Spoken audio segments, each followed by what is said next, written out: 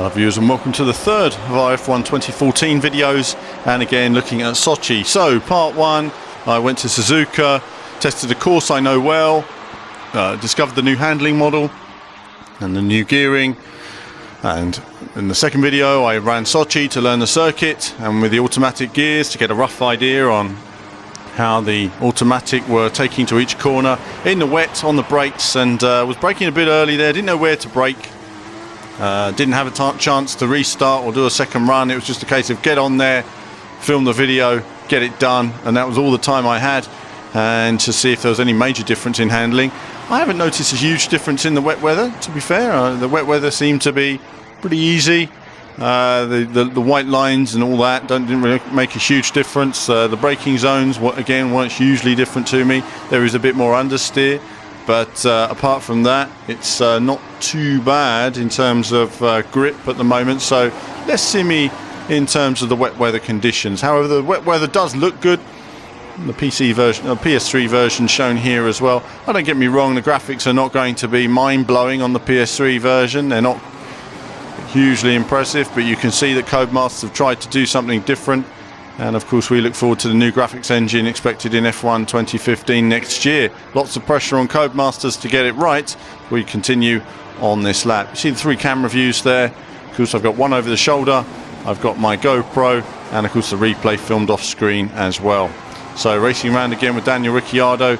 A chance to race the car in dry weather conditions, now wet weather, with the manual gearing, and to see how it works with the traction. See there, getting on the power, always tricky. We're going to these final two corners, looking for a way past, but not possible. There's always that delay when you exit a corner. You want to get on the power, but you have to straighten the car first. If you get on the power too early, the car will start to slide, and even if you add some opposite lock, you're only going to lose time, so you just have to be patient with it. Looking to brake with Raikkonen here. Again, just not able to do it that time on the inside. So continuing to look to find a way past.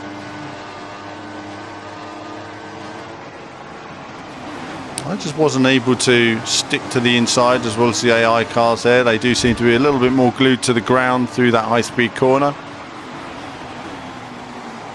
Unable to get past. Learning the course to every lap. And again, what have I found about the course? I found it to be quite good fun, actually. I found it good fun to drive. A bit more undulation. My favourite word there. Undulation would be nice.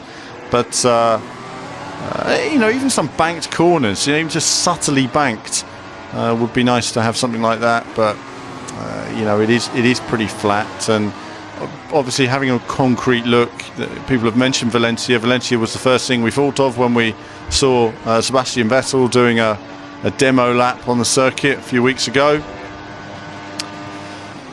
And in that sort of way it could end up looking similar, but I think they'll be using the sights and sounds of the Sochi Olympic Park.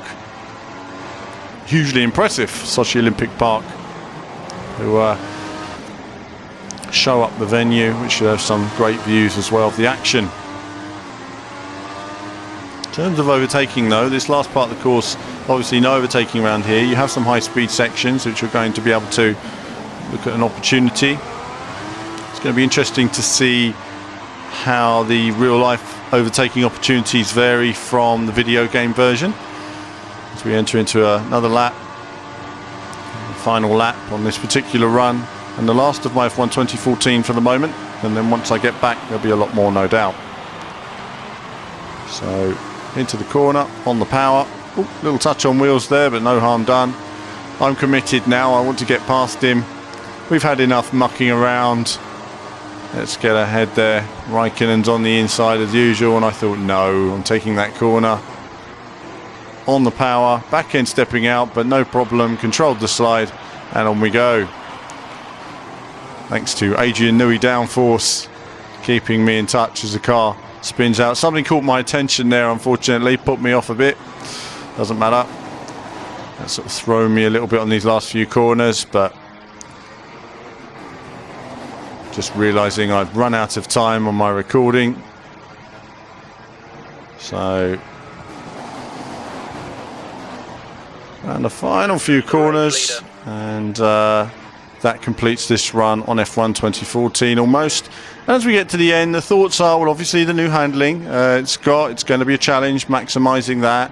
I look forward to testing the PC version, seeing how that handles. I've used the T-Cam on these videos because it gives you all the best view when using a single screen, and how the courses are laid out rather than just using the cockpit all the time. But obviously once I have the PC triple screen running, that will generally be cockpit cam I'll be using. I don't tend to use T-Cam from that angle. But I've enjoyed this run. We need a bit more experience here as I try to get a bit more speed there. It wasn't working for me. Mind was on other things. But that's it for this run, and there'll be more from me very soon.